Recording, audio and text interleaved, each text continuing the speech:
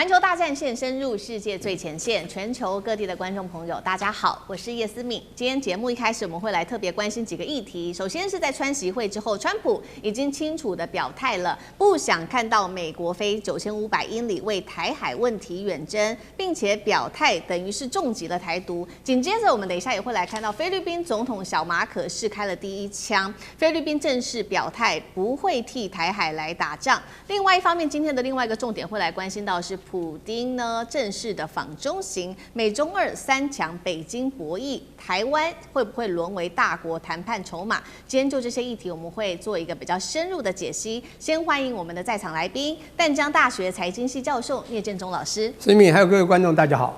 時事評論員王上志上志哥，思敏好，觀眾朋友大家好。資深媒體人彭華幹幹哥，主持人好，大家好。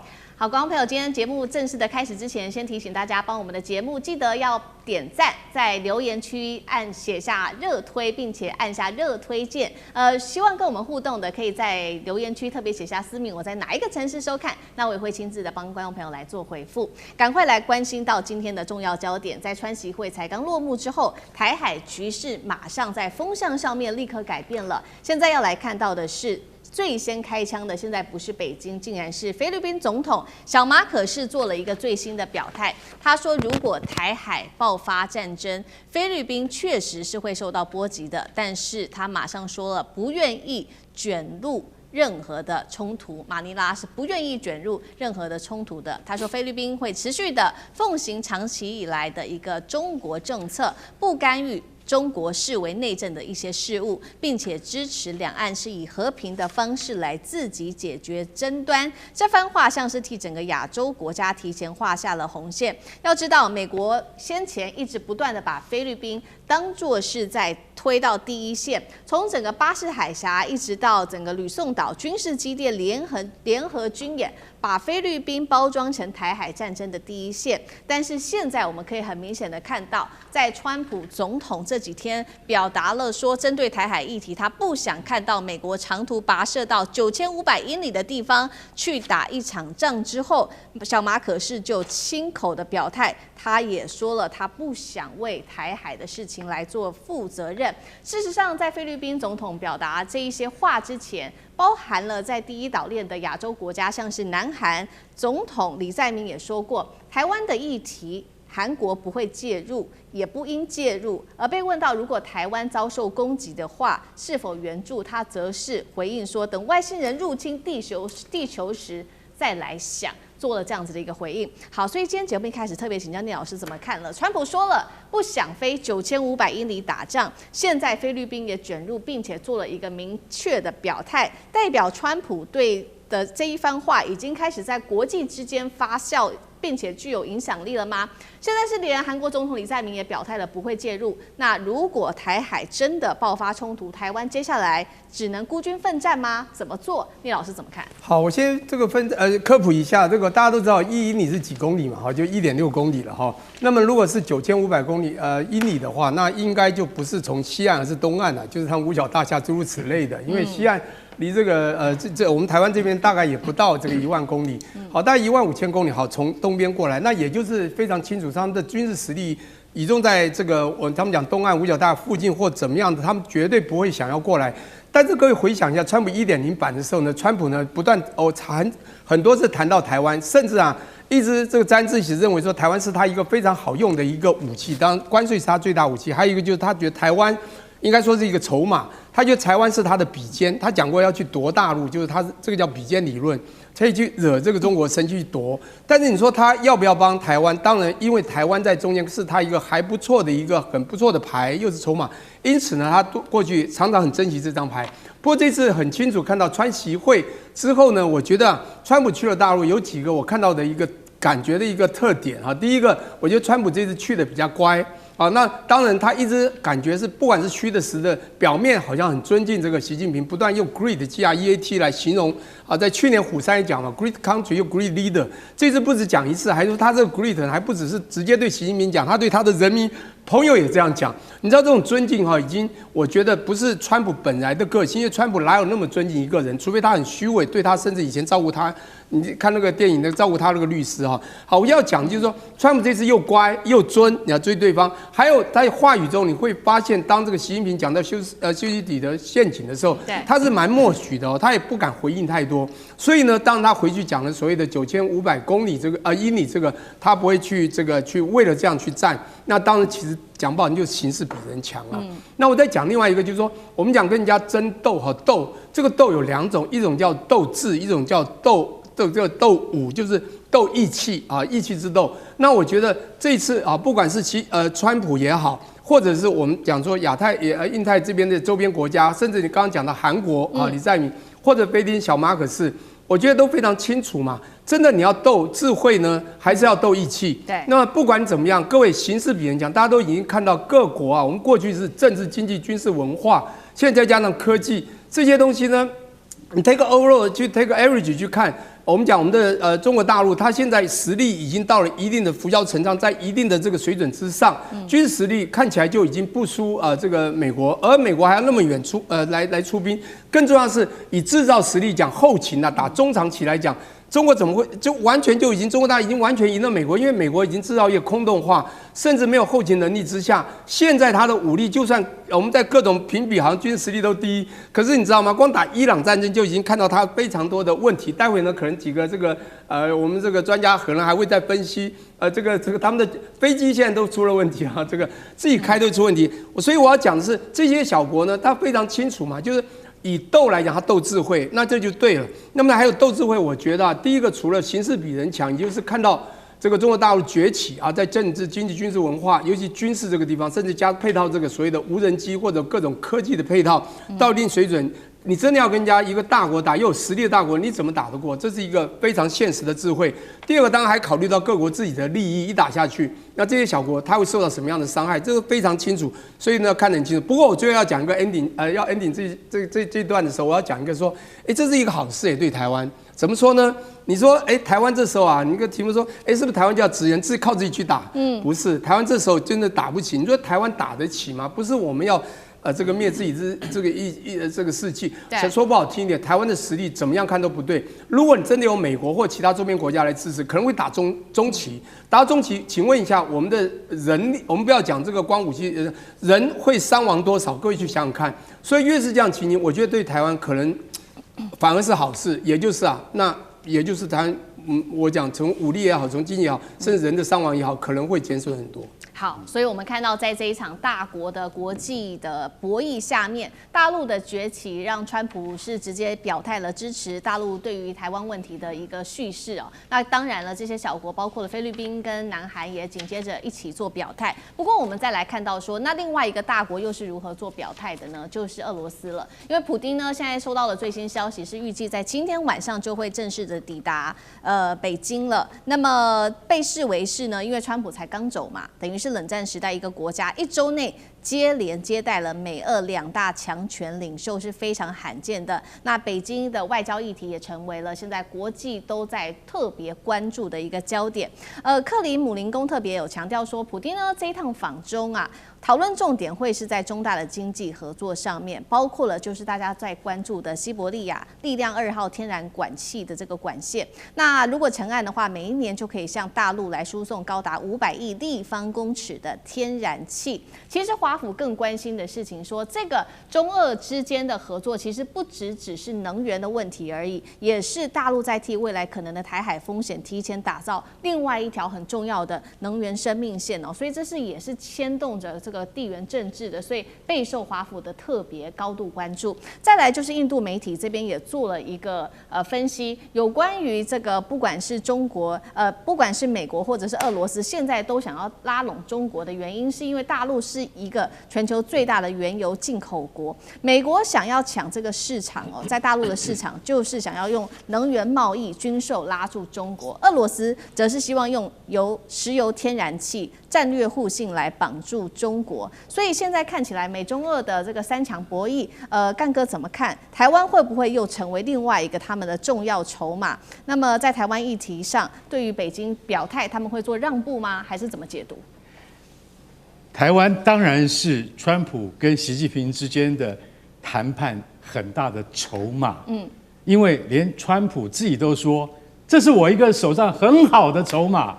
你把跟你這麼多年的盟邦當成籌碼，請問一下，川普，你在國際上還有什麼領袖的威信可言？台灣是你的籌碼，好，沒有關係，這是我們台灣自己的事情。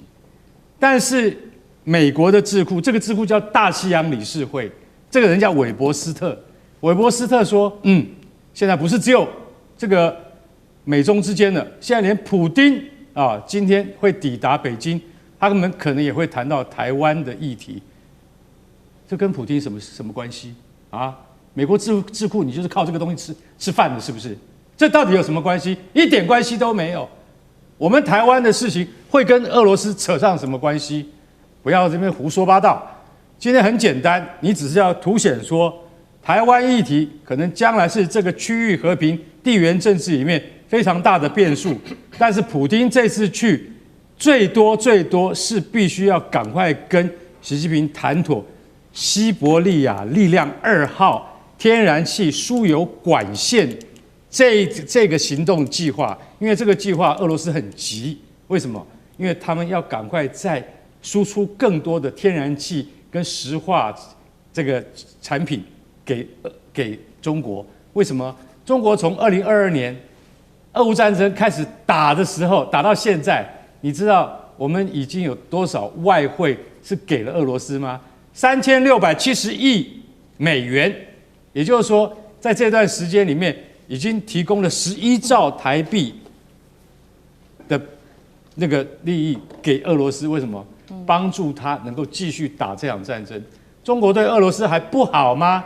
所以接下來韋伯斯特的說法可能是說，如果中俄之間能夠再加強這方面的合作、貿易合作的話，那對於這個中國未來對於攻台的準備啊，也希望俄羅斯幫上一忙。如果這樣解釋的話，倒還有一點情有可原。可是俄羅斯要是真的能夠幫中國在台海議題上面去說嘴、去說三道四，我覺得這是完全不可能的。只有在經濟跟貿易上面，俄羅斯會有一些幫助而已啊。當然，台灣的問題現在是全世界都在關注，所以才會有這種學者去講出這種言不及義的話。但是我還是要強調，菲律賓總統馬可斯小馬可斯他對於台灣議題他也有意見，但是還是沒有一個人講得來的經典。誰講的最經典？叫做韓國總統李在明。李在明前年就已經講過了，他說：“你知道什麼時候我會管台海的衝突嗎？就等到外星人登陸的時候，我就會出手干預了。”他講的話才是所有世界各國跟台灣周邊領袖應該講的話。也就是說，這件事情跟我們沒有關係。我們這些人都不希望區域衝突，但是呢，我們也沒有力量干預。這才是國際社會的真實寫照，也是現實的寫照。好，那我們也同樣持續的關注。那這場川習會之後，其實大家在這場會議之後也開始做了權力的評估，是不是慢慢的權力從美國重要的國際的權力從美國的手上轉到中國大陸的手上？因為最新呢，來自於《時代》雜誌這邊做了一個分析，他認為其實確實是正在轉移的。中國已經不是被動的接受美國安排，而是北京以它為主場，開始明確提出了自己的世界秩序觀，是不是可以看出有中國優先的這個概念？那美中俄如何牽引未來的局勢？像這個又怎麼看？這《時代》雜誌提出這個中國優先的這個主題，它有好幾篇報道。那當然，我們仔細看裡面的內容啦，主要還是談中國的這個科技產業的創新。因為這個部分，我可以看《時代》雜誌用的詞真的是非常非常驚人啊。他當然也破解，比如說他覺得中國跟其他國家不一樣的是，它的這個一體化，比如說它的 R&D， 也就是說它的科研，然後呢，在工程做到工厂跟市場的那個快速緊密的聯動。然後他甚至也描述說，這裡頭的核心整個大架構框架來說，還是中國政府的政府政策。然後他用什麼詞？海量的工程師，極致的 extreme 啊，極致的這個他的這個產業製造鏈，然後最後有在講說這個實體 AI 落地的場景之多，你就覺得這個時代雜誌的無論他們的編輯在寫哦，他那個對於中國究竟是怎麼樣的看待？好，由此去描述說為什麼現在中國大陸對全世界的所有其他的國家，是不是帶了一點強國，特別是美國乃至於包括俄羅斯等等的這種強國的主軸的轉移，提出了很多的部分探討。我想其實簡單從4個角度觀點來看，從這次起美國川普到北京之後呢，在美國內部的輿論也大量的在討論說，其實有好多的感覺上，其實美國的好多的重心，其實確實是包括川普本人對習近平本身的這個友好跟 admire， 我們講說他那個喜歡已經到無以復加的地步了。所以呢，這也包括可能是俄烏戰爭凸顯出，無論是俄羅斯、美國的強國在這次伊朗戰爭當中，你以為這個強國的國力、軍力是多麼強大，結果都拉長。你就覺得美俄好像沒有這麼強大，那到底什麼是一個強大的新標準呢？而且為什麼美俄他們現在的軍力沒有那麼強大，背後都還有科技創新的原因？就美俄的軍事的科技創新真的差很多，所以這個主軸失去主軸的國際，所以使得所有的國家開始看中國了嗎？第二個部分當然還是講到中國大陸最重要的就是工業製造能力，對，從航天到所有你跟想象的，到軍事到民間的這一切，而且這工業製造能力當中，因為主要是包括了基建，而且又有最先端的 AI， 包括跟這一些新能源等等。這個基建的基礎跟最先進構成了一個非常寬大的頻譜，你有任何的領域，如果只要輸其他的，就像半導體芯片一樣，它就可以自己追上來，而且真的就追上來，比大家想象中還快。之前還說華為芯片要10年後才能追上，你看現在可能明年就追到了。所以第三個，當然我覺得今天討論的就是國家治理。其實，在所有國家裡頭，基本上都是資本家去創新，國家有一些政策當中帶動。可是呢，中國是整個國家政客跟民間企業跟他們還有國企。大量的整合到為了國家的發展的需求，最厲害的東西都可以國家來用，所以這個部分的發展是跟其他跟美國跟俄羅斯都不一樣的。最後，這樣還有很重要，就是文化方面，中國大陸最近從去年開放了這個觀光的部分30天的免簽之後，哈，其實你就看到他們整個國際間過去長久以來視中國為敵對，視中國為落後，視中國為一個封閉的所有的舊的形象大舉的崩潰。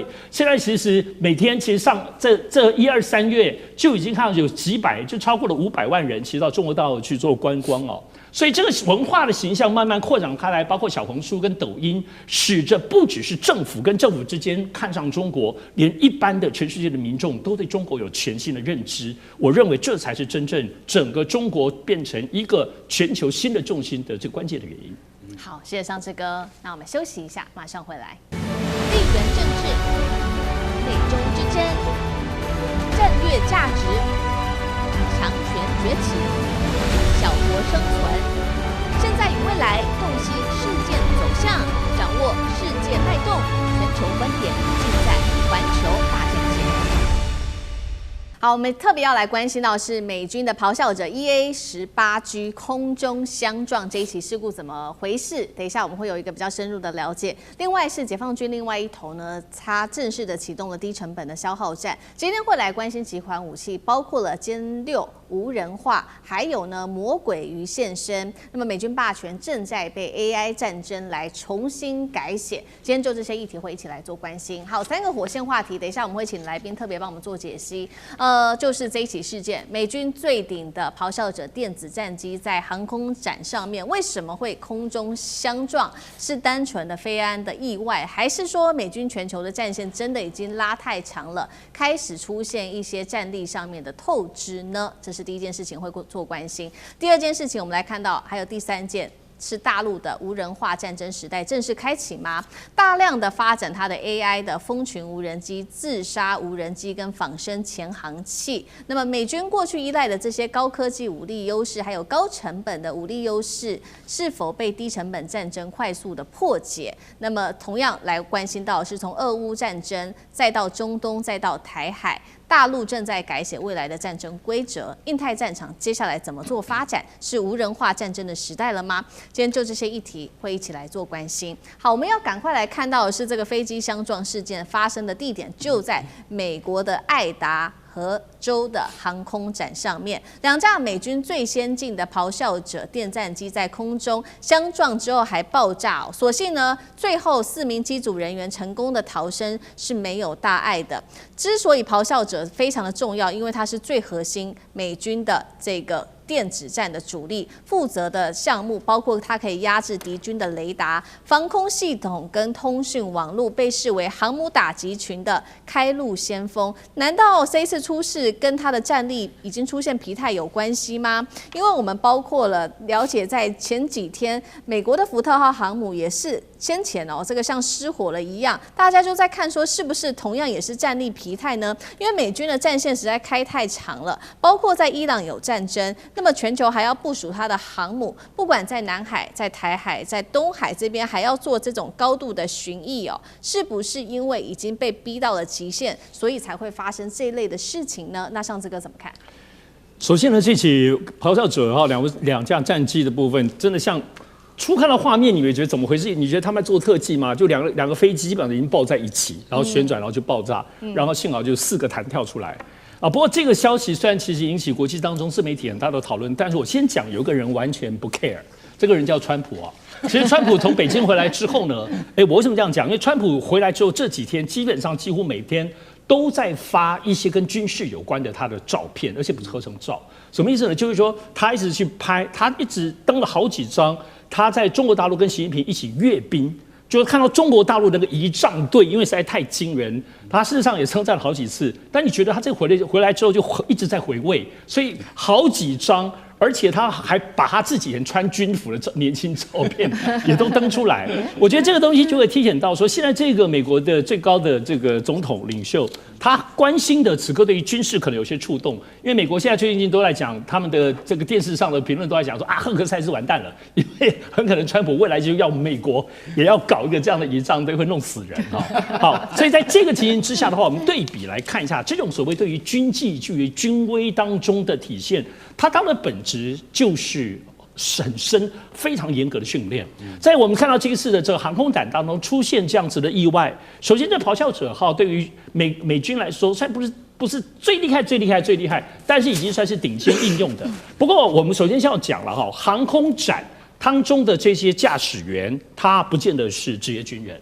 那麼航空展之後出現的部分的飛機，它也不見得是那種因為講 fully equipped， 就是說全裝備的，所有在這裡頭，因為讓人匪夷所思。比如說這次這個新聞出現了之後，通常來講電子戰機它一定會有非常厲害的設備，如果按照原來的時候，包括防撞有很多的警示的這樣子的這種提醒。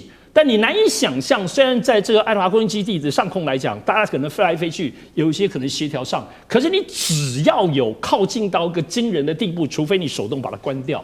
所以呢，首先第一個部分，它不見得是這個現役軍人，你不見得能夠看得到他真的是所謂的現在的軍紀訓練的部分的問題。但是你就輕易的讓這樣，即使它的樣機靶，它就是類似這樣參展的表演機靶，在這樣的情形之下，你依舊還會發生這樣的錯誤。如果你真的是未來在調查當中，你甚至把它的主要是警戒系統關掉的時候，我認為這個東西其實還是體現出訓練問題。因為這種安全性，你怎麼會視為這麼樣的無視於這個當中的這個部分的風險呢？所以我想，其實這一波其實都會引起，其實從北京川普回來之後，其實對於很多方面，中國大陸體現的雖然只是一層儀仗隊這種軍威的這個部分，但是在美國，其實尤其在川普心中，我們確定了。包括赫格塞斯，可能他的餘波盪漾，因為這過去可能不是美軍訓練的重點。過去北京我們都知道，它有很多都是個人化的，其實一個小兵他也有一些個人裁決的、決定的，在打仗當一些靈活性跟機動性，這一點可能跟中國解放軍是不太一樣。可是呢，現在中國解放軍的這種集體訓練的特色，可能也恰好是美國所欠缺的。所以這次咆哮者的這個意外仗當中，我們有沒有看到了這一點？好，這個是來自上志哥的觀察。那等一下同樣的問題也特別請教幹哥，又如何看這一起意外事故到底怎麼一回事？那另外一方面，我們剛剛也特別提到了嘛，中國現在呢打仗哦，它未來打的這場戰就會是無人化的戰爭。那我們也來看到說，那未來戰場可能會出現的哪幾種武器？好 ，CG 上面我們已經非常清楚的這個圖片，給它一張張的列出來了。來看到，特別今天要關心到4款。第一個，我們來看到的是歼6無人化自殺機，它其實就是退役的殲6改造成的無人機，這是第一個。第二張圖，我們來看到的是蜂群無人機，這種打造的就是大規模的 AI 無人機的先鋒部隊哦，而且數量我们從畫面上可以看到非常多輛，一起海量的衝出來。第三種，可以看到它這個外形哦，就有點類似海洋生物。但是呢，它的聲呐是很難被辨識的，所以具備高度靜音跟自主導航能力，潛航可以達到上千公里。最後一個圖，我們來看到的是新式的最新的艦艇防空系統，可以攔截巡弋飛彈、無人機，甚至是高超音速的武器。代表大陸現在不只是有了無人機，會搭配的就是傳統的這些飛彈啊、導彈，來在未來的無人化戰場上面來特別做攻擊。那所以日本方面其實現在很擔心，他們最新出的是2026防衛白皮書，點名大陸的軍演、航艦活動、無人機擴張是目前日本最大的挑戰。兩個問題：新型的武器跟這個咆哮者的問題，幹哥怎麼看？好，我完全突然想到說。上次剛才講的那一點，我都沒注意到，為什麼你知道？因為美國海軍在訓練飛行當中，他們會關掉警告器。為什麼？因為不斷的接近。這2架飛機是在那個 Mountain Home， 也就是愛達荷的基地。好，他們一起起飛的時候，然後你看到那個畫面的時候，一直不是 AI 生成哦。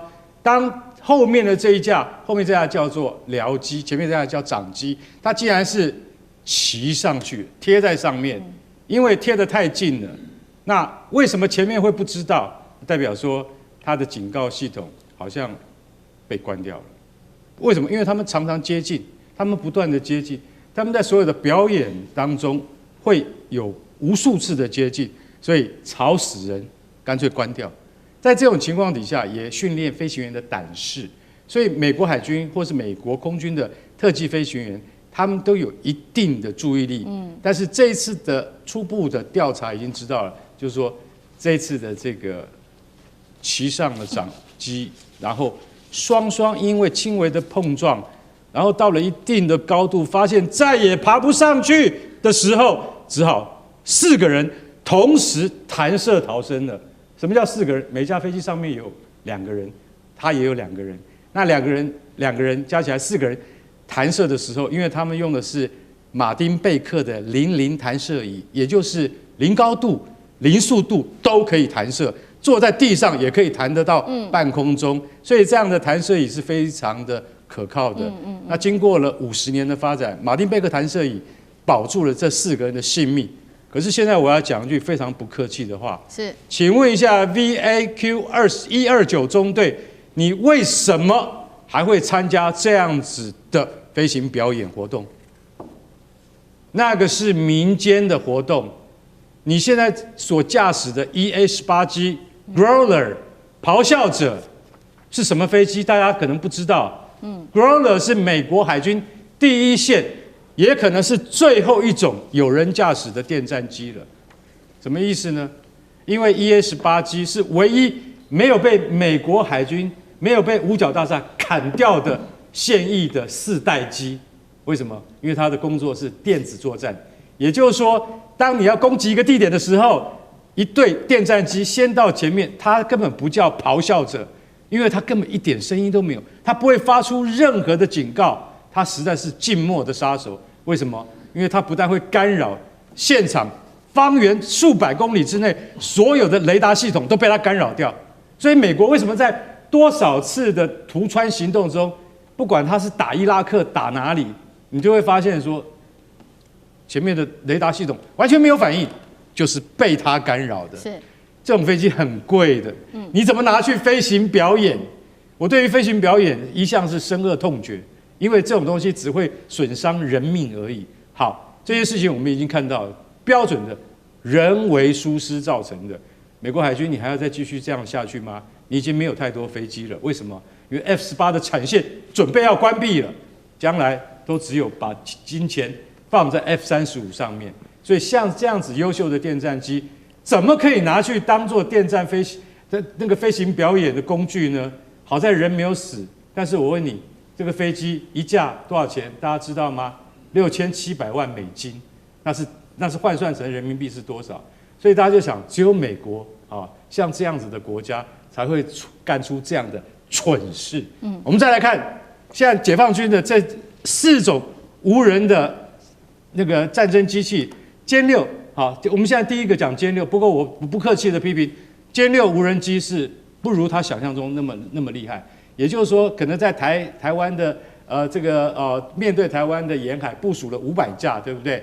那種殲6的無人機，這都是用無線電遙控的。用無線電遙控的東西通常是不可靠的。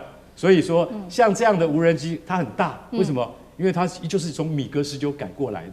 那米格19是在米格系列之中，是在蘇聯提供給盟邦的飛機裡面是最不好用、最讓人討厭的飛機。不過，中國空軍那時候因為還沒有到米格21的突破，所以米格19造了4000架，所以現在拿來當無人機，正好用。為什麼？他们退役很久了。是，但這種用無線電遙控的無人機的性能，絕對比不上現在的大疆無人機。OK， 好，那再來看群蜂無人機，就是我現在講的大疆，這才是真正的 AI 的，這才是用 AI 的整個軟體去開發出來的先鋒的那個無人機部隊，它的成本低，而且它的協調，米格19、殲6，它怎麼樣協調？沒有辦法協調，它就單純的指令就去了，然後有去就是無回。可是這些群蜂無人機的話，它就有共同的 AI 指令可以去發布，所以這個才是以後攻台的時候最重要的利器。再來，我們看仿生魔鬼魚的潛航器，這個畫面你可以看起來很像什麼？很像福鴻，對，就是福鴻。它的外形就是仿照那個福鴻所這個改造而來的。那它呢，絕對不是一個人出去，它會有10幾艘一起出去，因為體積很小，它就可以避開聲納。什麼叫避開聲納？就是說我今天讓你聲納探測不到，我體積很小，然後我的那個在水下的那個運動性能很好，所以說我們在一起出去探測、一起標定目標的時候，很難被敵人發現得到，所以我們就可以指揮什麼？我們就可以指揮水下作戰跟水雷的布防。所以你看到這個仿生魔鬼魚啊，你就會覺得說，你好像看到了一隻福鴻。其實當你看到一隻的時候，你就要想到後面有10幾隻，很可怕的。像這樣子的東西，其實老實講一句，它很快就會變成什麼？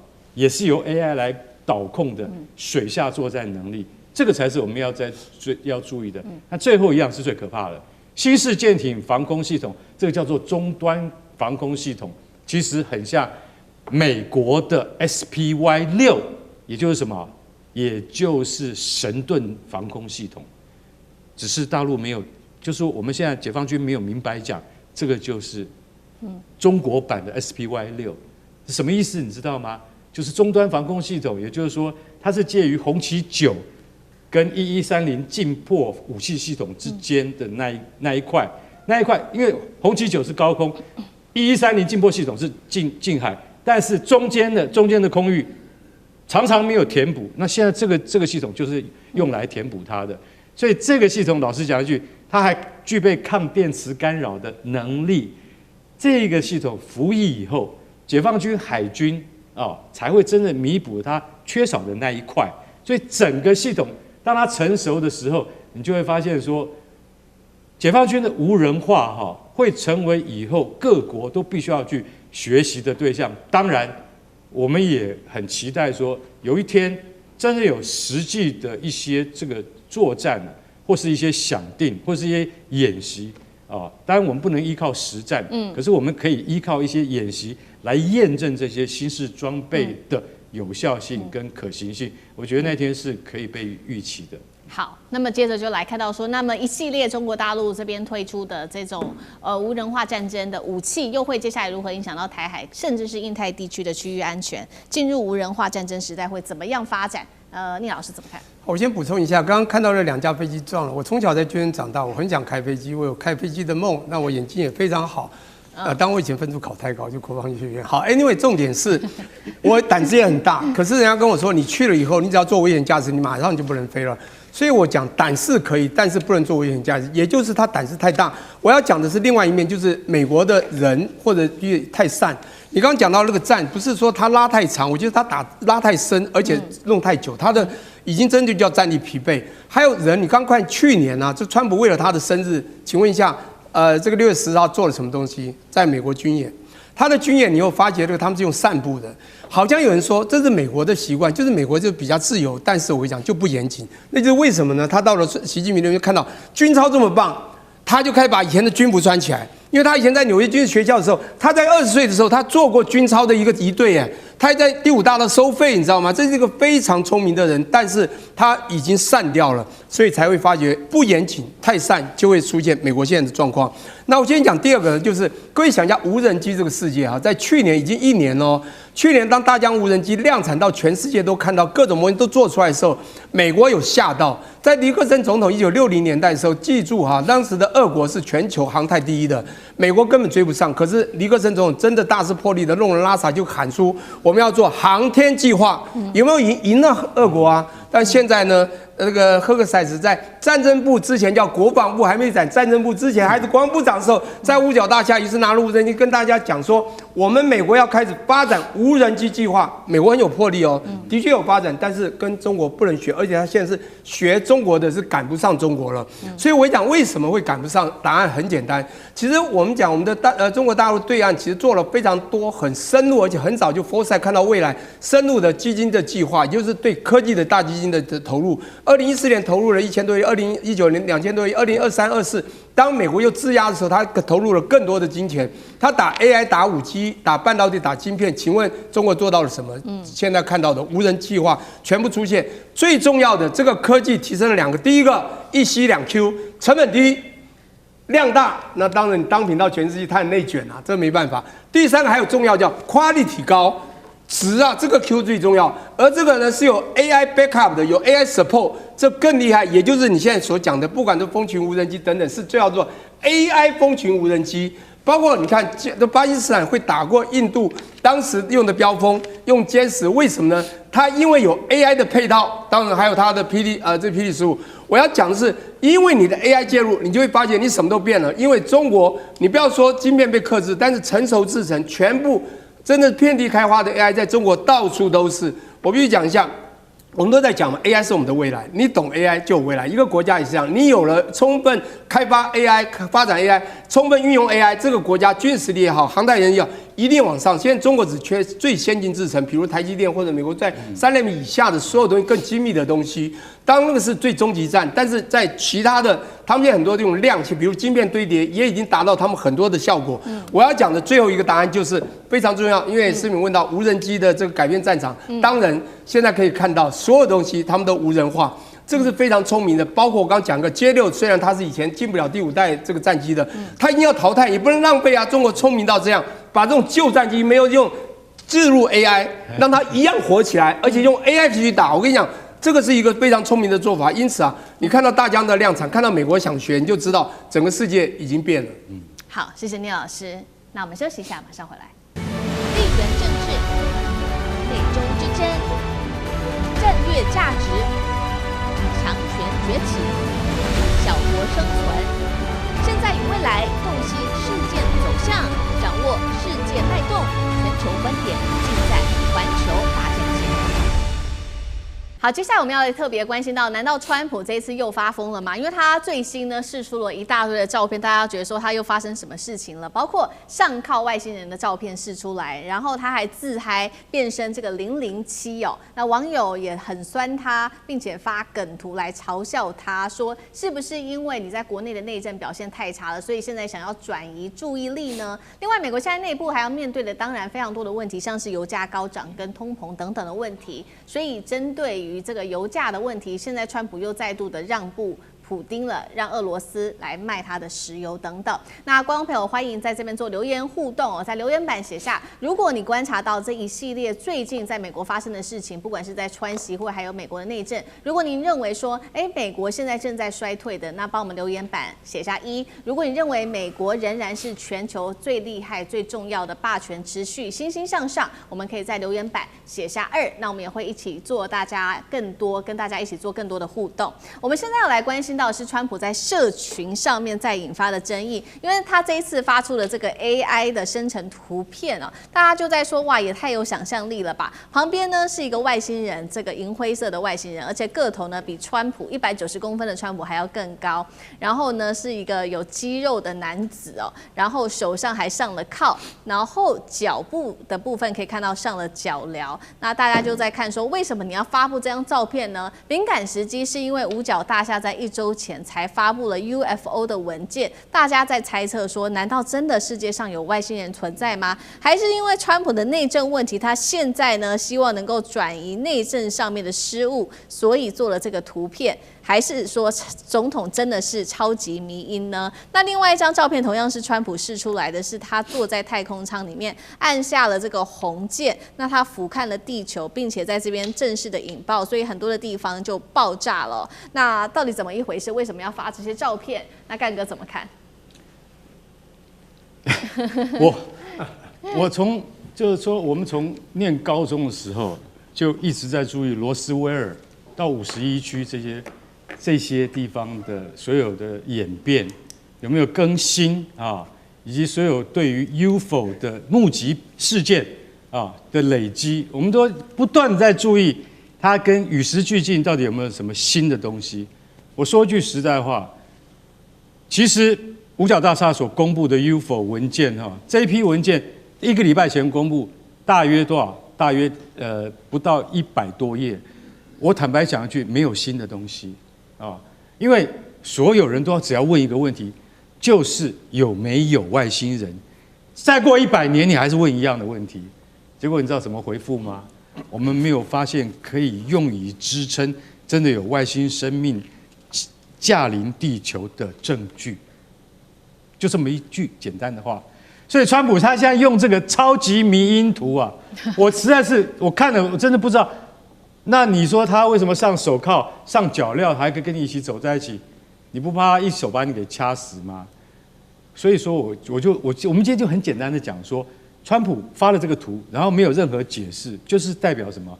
代表我就是一個小男孩的心，我喜歡玩，因為這是川普自己發的，不是白宮的辦公室他的幕僚群發的，是他自己發的。他還發了很多什麼我是超級艦長。在那個美國的魚雷艇上面，然後衣服全都脫光了，赤着身子，然後他還是007等等，這他自己發的啊。不過我注意到盧比歐講了一句話，盧比歐說，貴為美國總統者還不一定能夠真的看到外星人的遺體。這句話我相信盧比歐，你知道為什麼嗎？盧比歐可能是在幫他開脫，但是如果真的有外星人，或是他真的已經到了51區。發現了有外星人的石化標本，或者是被福馬林泡着的那個外星人遺體的話，以川普的個性，他早就拿出來說了，他不會等到今天的。所以意思就是說，他後來還有發了一個他在太空軍發射飛彈，你看他一個人坐在紅色按鈕前面，然後旁邊都爆炸啦，旁邊所有那個來攻打地球的外星人的戰艦啊，都被他因為按了一個按鈕所擊毀了。這就代表什麼？一個老人家還懷有一個少年的情懷，就說我還在很思念的，我現在已經當美國總統了，是不是有一天我真的能夠看到太空軍能夠像這個保衛地球一樣進行一場保衛戰啊？以及以滿足我兒時少年的夢想，以及全人類的夢想。不過這個夢想，我可以很坦白的說，現在不可能實現。但是你還可以繼續看到川普的迷因圖，而且以後還會比他自比耶穌更加精彩。好，一方面剛剛也看到這張圖嘛，川普就是特別講到了太空軍的概念，所以現在是說，是不是戰場未來甚至有可能擴散到這個大氣層外？那聶老師又怎麼看？那當然不是啦，但我覺得還是要分析一下川普啦。剛剛用了少年情懷，這個我還蠻肯定的。他的確是一個老人家，懷有少年情懷。我其實啊，要兩面看川普這個人。在他沒有當總統之前，其實我在年輕的時候在美國讀書，我當時欣賞他其實是不得了。那當然我不知道他真正的個性，所以呢，當我知道，你知道他這個人哈，你如果從好處講，他的個性非常的輕鬆化，到這種年紀還很年輕化。他的生活呢，你會發現他非常潮流化，他甚至科技化，他用的這個 media 比我還熟，比很多年前都還厲害。這個人不是一般人。那為什麼要肯定他呢？因為我在年輕的時候，40年前呢，我到美國的時候，光去大西洋城看到全部都是他的名字。當然，我現在知道那個時候就是他打造出來的。再看到紐約市那麼多的大樓，他跟他女兒講哈，伊萬達說，只要你也喜歡這邊，我就幫你蓋到天際線。這是他女兒講的話。這個人的確有不同於一般人的 power。還有他一般的遠見，這個人的個性從20歲，他可以組織一個軍操表演，然後收費在第5大道。他到了40歲不得了，可以買下廣場飯店，可以把那個航空公司買下，改名叫川普 Airline。30多歲哦，他做了多少事？什麼又 Godby 說了太多事了。大西洋城整個是他布的。當然他破產哦，6大破產，1992年他全部破產保護，他不是破產清算。這個人非常聰明，一路倒再起，他也不怕倒。這個是一個狂人。講不好聽，我欣賞他這一點啊，你做不到啦，我也做不到。被那個奧巴馬糗了一頓以後，他就在下還笑笑說，以後我一定要做總統，我來整你，他就做得到。這就是不同於一般。好，那我講這是正面，負面我真的要講這個人的行事風格，自信、狂妄、驕傲，沒有道德。那這個你可以說他很有趣，但你自己不覺得他自我感覺良好嗎？所以他沒有想到太空站了。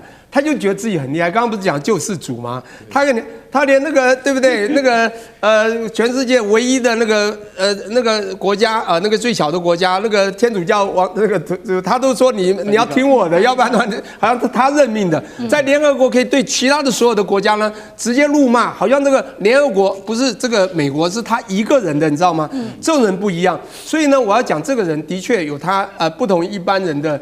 思維啦，當然，所以我這邊有正面肯定他，當然也有負面肯定他。但是他這個人當了總統，帶領國家走上國際，應該是維穩世界的，不管金融經濟或者所有的國與國之間的和平相處。結果他走的是另外一方，這為什麼會這樣？他完全為了他自己的利益或國家的利益所走的路線，等於是破壞了國際的秩序，破壞國際的道德。這一點我就非常的反悟了。好，謝謝聶老師。那剛剛老師幫我們特別解析了川普的個性哦，非常的蠻橫、自大等等。那其實我們也看到了，確實哦，他現在一路的開戰，打完了包括了伊朗之後，他下一個目標說要打的就是古巴，並且呢，會不會大家在開玩笑？下一個目標是外星人。最新的是這一張他變身成007幹員的持槍照片，高喊 MAGA。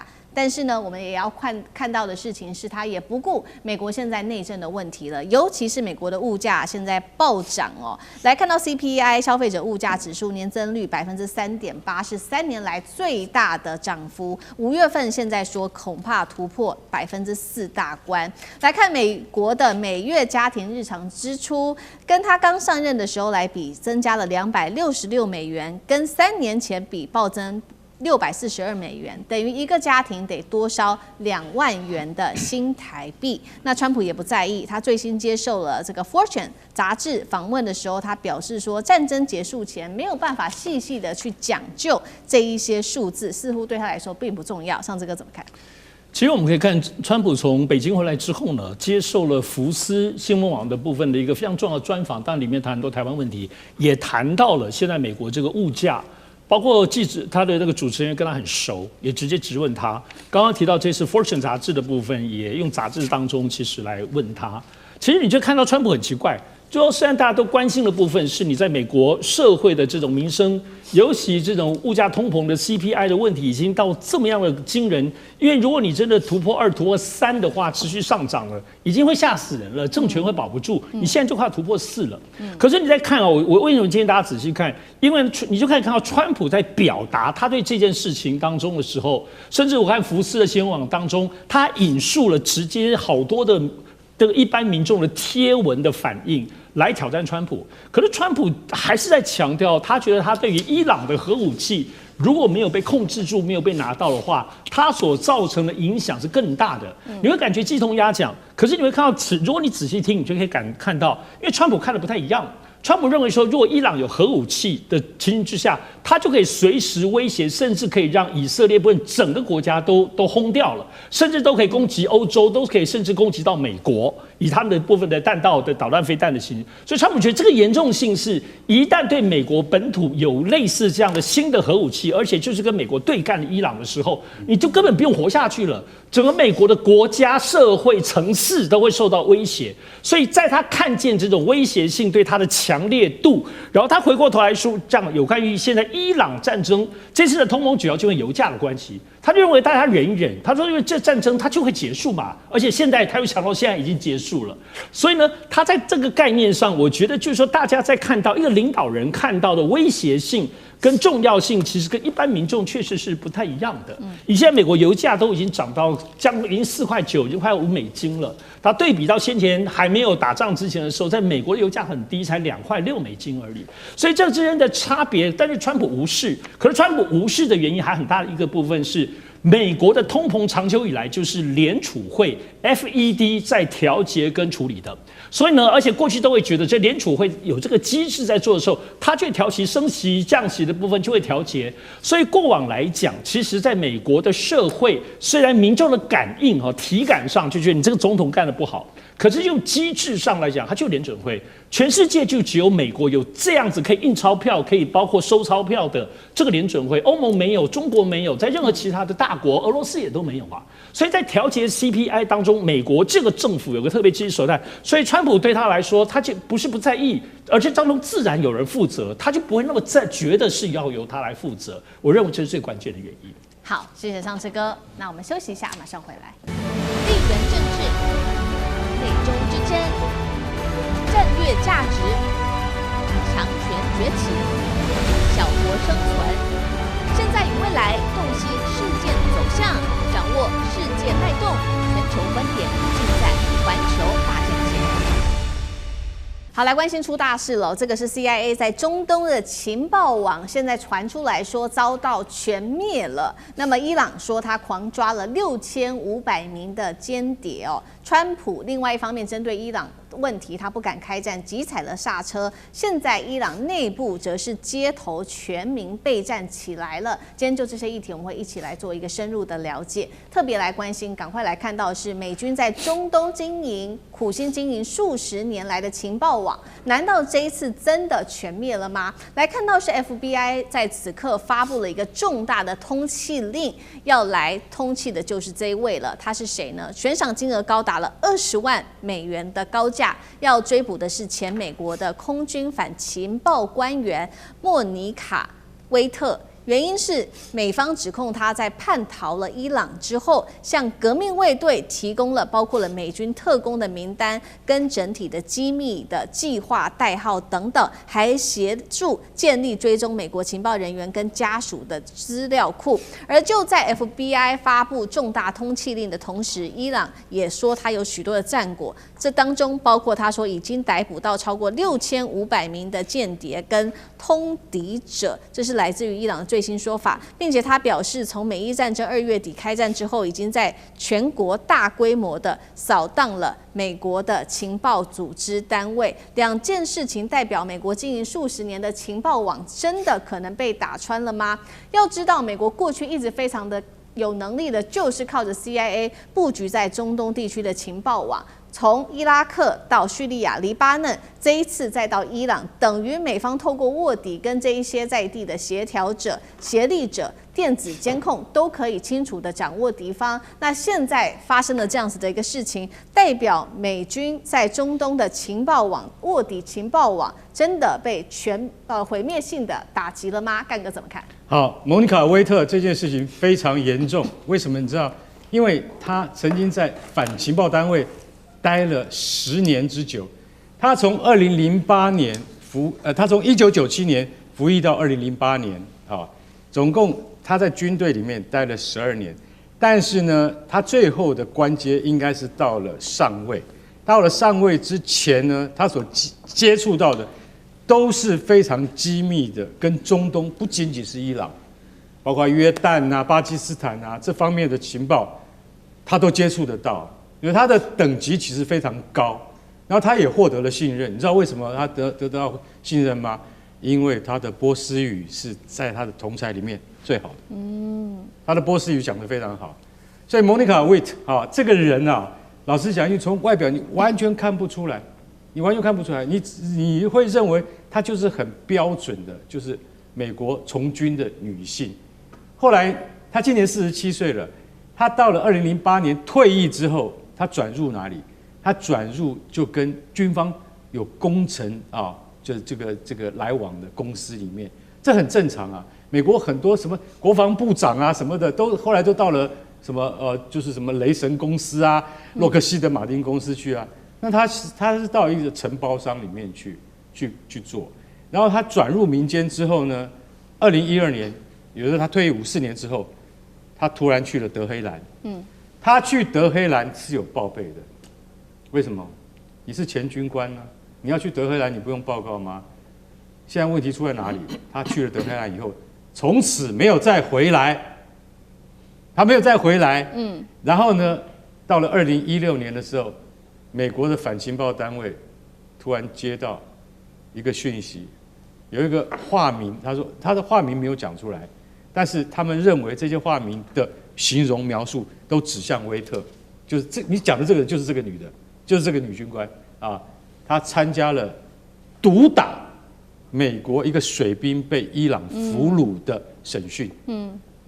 就是在水牢裡面毒打那個美國水兵，因為能夠對美國水兵進行很縝密的審訊的，只有美國人自己做得到，所以他們認為就是威特幹的。大家就聽到說，哇，他的故事聽起來就像那種很精彩的這個諜報小說的那種雙面諜的那種反情報故事。對，這就現在就發生在美國自家門內。你就曉得說，他對於美國軍方造成的影響現在有多大？五角大廈現在還在評估，他們覺得非常嚴重，因為這個人到底帶走了多少機密？他還聽說有一個對軍方網絡系統的攻擊也是他幹的。所以你現在想想看，多可怕！像他這樣的人，在這個潛伏在情報界裡面有多少？現在還沒有統計出來。但是你要知道，伊朗自己本身已經抓了6500個通敵者。什麼叫通敵者？也就是阿富汗在淪陷的時候，有5000名阿富汗翻譯通通深陷在喀布爾境內，沒有來得及逃出來，因為美國一把他們都給丟了。就像現在這6500人被抓，美國能使上什麼力？也沒有辦法。所以你跟美帝合作，它的下場就這麼悲慘。好，那我們看到在中東地區，那現在大家最關注的另外一個議題，還有就是那現在美伊戰事到底會不會繼續的打下去？川普本來不是說要準備進攻了嗎？但是最新消息他說他決定要先踩剎車，原因是因為呢幾個國家向他請求說暫緩這個攻擊行動，包括他提到有卡達、沙烏地阿拉伯跟阿聯。比較奇怪的事情是，阿聯先前不是表態說他是幾個國家裡面最想要打伊朗的嗎？但是呢，是不是因為阿聯後來被伊朗的無人機打了他的這個核電廠，所以又害怕了，所以決定又不打了呢？再來，美國的部分則是因為軍火庫消耗得非常的快哦，再加上油價、通膨等等，所以這個影響川普的選舉，恐怕就因此不打了。那所以說，現在到底是阿聯有沒有想要打下去？為什麼態度突然間變了？還是川普要找個台階下，乾脆說這些國家要我不要打了？那上這個怎麼看？當然，川普宣布暫緩並不是終止啦，所以還有其實有其他方面也有新聞傳出說，現在美軍也在做大量的新的整補跟替換，特別是福特號在已經出來300多天了，很嚇人哦，所以這裡頭還是應該會有一個戰略的調整哈，說比如該換的該怎麼樣。所以，但事實上，除了這個軍事上打或不打，雖然是川普的一念之間，但你也不得不說，現在最近可以感受得到，其實，在中東地區，其實中東國家都在努力，特別是以沙特現在在推動的整個波灣地區的互不侵犯協議。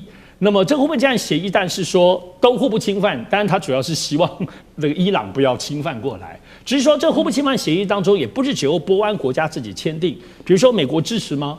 歐盟支持嗎？以色列能不能加入？所以這些其實都基本上算是個大方向，沒有錯。你不要打我，我不要打你，大家和平安定。但這裡頭還有一些國際政治外交需要整合，所以連阿聯酋也是加入在裡頭。而且大家不要忘了，其實最近在整個中東的這個軍事布局上，一直都有敏感的改變。都知道沙特把巴基斯坦請來做他的部分的這個保護，特別是在空軍方面。而現在也傳出阿聯酋除了他自己已經跳離了，他自己走自己的路了。他最近也請埃及要派出他們的部分軍機，可能也包括中國的這個軍機當中的來協助阿聯酋的防禦。而且最近我們也看到，因為黎巴嫩的部分南部又打起来了，所以土耳其最近是放話說，你再這樣打下去，我要軍事干預哦，而且非常非常強烈，是整個他們的總統、外交部長跟整個國會。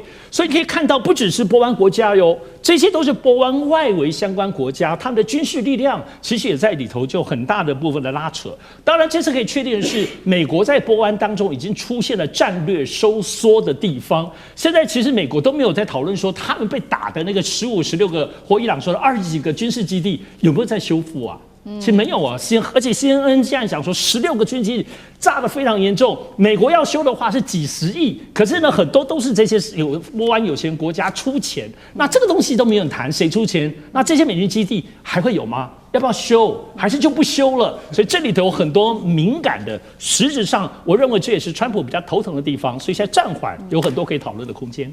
好，所以一方面川普他一直在喊話說，確實啦，伊朗現在戰力非常薄弱，只剩下18%，但是另外一方面看到另外一個數字哦，北約又說了，情報指出伊朗目前擁有超過60%的飛彈庫存的保存力哦，還有大量的移動式發射車跟地下飛彈，所以可以持續的運作。再來就是現在，伊朗內部釀起的是全民備戰的方向來做發展嗎？幾件事情是因為呢，伊朗最近軍方開始公開教導民眾在街頭上如何使用武器。另外，甚至更離譜的事情是，電視主播直接在攝影棚內開火來做示範。聶老師怎麼看 ？OK， 那為什麼要做這些動作呢？我們台灣有人喊全民皆兵啊，這個好像就要打地面戰了哈。不過川普之前有說要打地面戰，他打的是這個島，但是也沒有真的要打地面戰啊。